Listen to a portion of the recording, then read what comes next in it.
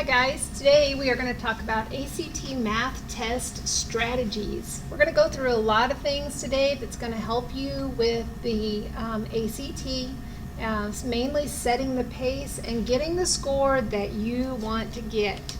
So it's really important that you download the notes page, which you should find right there in Blackboard, and just fill in the blank as I go through this so that way you'll have a great set of notes when we get done.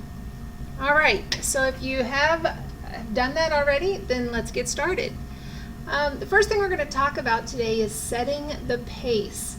On the ACT math test, the pace is so important. There are 60 questions and you're only given 60 minutes to do it. So you've got to really beat feet trying to get through this test. Now, that doesn't mean to get stressed out and to lose focus, but it does mean that you need to develop a pace. A lot of times for practice, we'll try to do maybe 10 questions and we'll do it in 10 minutes just to see what 1 minute per question feels like. So that's a way you could practice. Get a practice ACT and go ahead and just set a timer for 10 minutes and see if you can get 10 questions done. See how you do. Then do it again on the next 10, and you can go through the whole practice ACT 10 minutes at a time, just practicing pacing, 1 minute per question. And for the most part on the questions 1 through 30, you should be able to do that. Remember, the ACT math test goes from easiest questions to hardest questions toward the end. So those first 30 questions, we've got to really buckle down and get those questions right, and we've got to focus on those.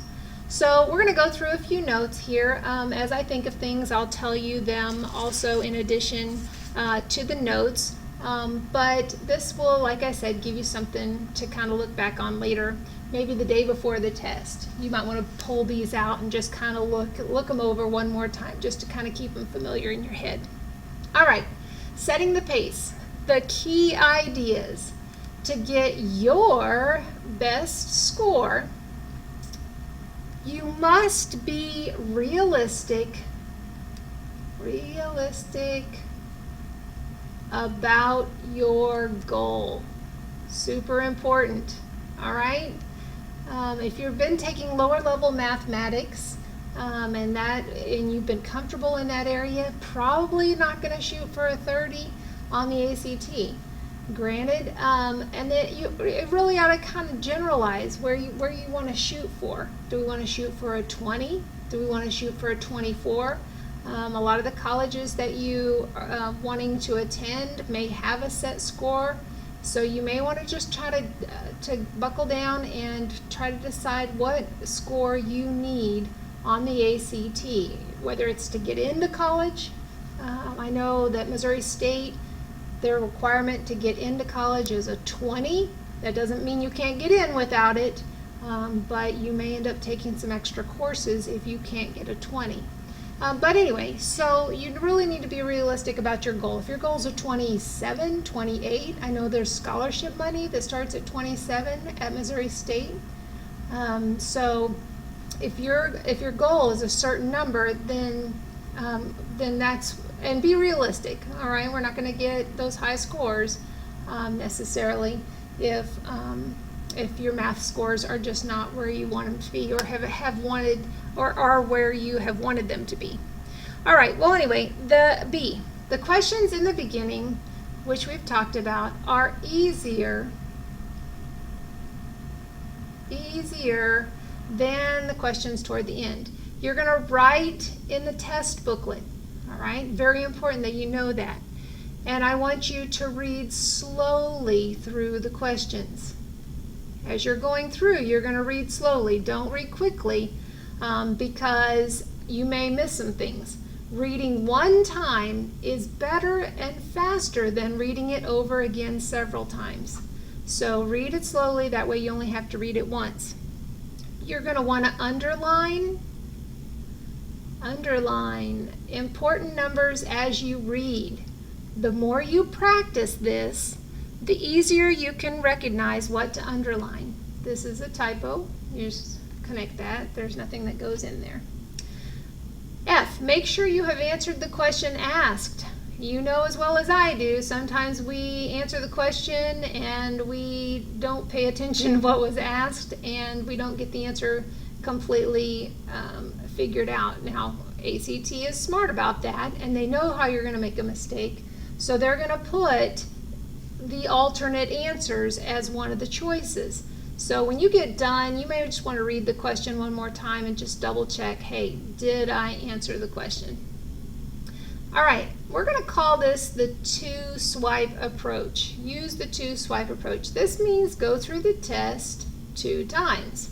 The first time, work with the problems you know you can get, even if it requires spending extra time on them.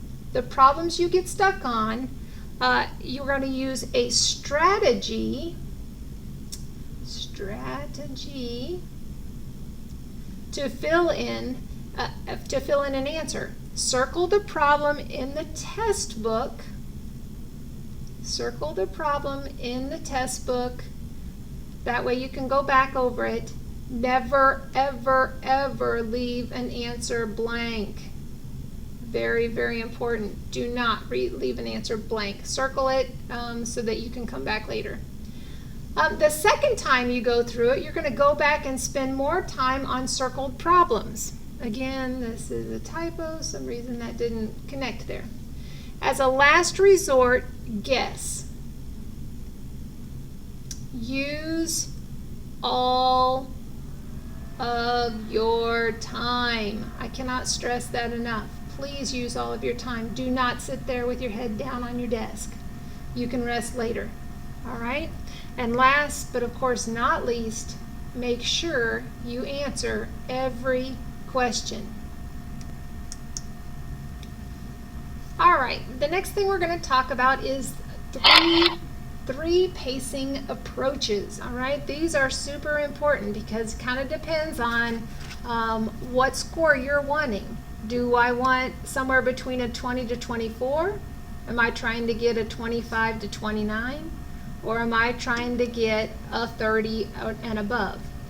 Now, a 20 to 24, if that's what you're looking for, that's an average score. If math is weak in your area and you'd be happy with a 20, then this is for you. Move slowly on the ones you think you can get, and it's okay to spend 2 minutes on questions you feel you're doing correctly. Discipline yourself to do whatever it takes to get that one right. It's a waste of time to play with a question for 2 minutes, waiting for the bolt of lightning to strike. With practice, you will get to know when you are slowly progressing and when you're just playing around with a question. You want to go slower than 1 minute per question on the first 30. Those first 30 are crucial. Super, super important that you try to get every single one of those questions correct. Now, if you want to try to get higher than a 24, like a 20 to 25 to 29, if you scored between 20 to 24 on a previous ACT math test, or if you're a good math student, this one's for you. As before, you do not need to rush the ones you really think you are getting correct. You should probably average close to 1 minute per question on the first 40 questions. All right, you're going to try to go 1 minute per question on the first 40. Matter of fact, if it were me, I would take a look at the clock after I got to number 40 here, and I would see if I should be about 40 minutes into the test and have 20 minutes left. Here, I would look at the clock after I hit number 30, and hopefully I have 30 minutes left in the test. All right, because those last 30 are going to be hard and you're going to have to pick and choose on some of those. But the 30 above question, I mean, if you're going 30 and above and you scored 25 or higher on a previous AC math test, then you're an exceptional math student and you want to aim for this score. To get a 30 or above, you must be able to answer at least 55 problems correct. In addition, you must be able to do the easier problems fast because you will need the additional time to work on the harder questions. So you really, really need to go faster than 1 minute per question on questions 40. So what that means is I'm going to look at the clock when I get to number 40, and I'm going to hope that I have, let's see, we don't want 40 minutes to go by. We want to hope that we have used up less than 40 minutes here. All right, we want to use up less than 40 minutes at problem 40. So as you're practicing the ACT, keep that in mind. All right, so in summary, if you're the 20 to 24 person, you're going to concentrate on questions 1 through 30. You're going to be picky on the questions 31 through 50. Look through there, just kind of eyeball them. Do I know how to do it? Do it. If I don't, go on. Don't waste a bunch of time. And seriously, those last 10 questions, you may not even get to those. All right? When we get to those last questions, what we do is we just pick a column and we go straight down. Okay, if we have to random guess. This is how we random guess on the ACT. Pick a column and go. All right, if I'm trying to get a 25 to 29, I'm going to concentrate on the first 40 questions. Boy, am I going to work hard on those. Then I'm going to be picky, all right, on the next 10 questions. And I am probably going to find a few here that I'm going to be able to do, but maybe not many. Remember, same thing. If you run out of time at the very end, they'll give you a 5-minute warning. They'll say 5 minutes left to go. I would probably finish up what I'm working on in the last 2-3 minutes. I would pick a column and go straight down it. Remember, you get 20% of those correct just by going straight down a column, on average. So to get to 30 to 33, you're going to have to concentrate on the first 50 questions and then be real picky on those last 10. There's probably some in there you can do, so it'd be nice if you could get them done. But go ahead and get those first 50 done. Try to get 50 questions done and then be picky on the last 60. Hopefully you won't have to use the pick a column and go, because chances are you're not going to get into 30s if you're random guessing. All right, so that is the notes for the first couple pages, or I'm sorry, the first page of the ACT Math Test Strategy handout. I'm going to go ahead and pause the video, and that way you can start up with a new video when you're ready to do the next page.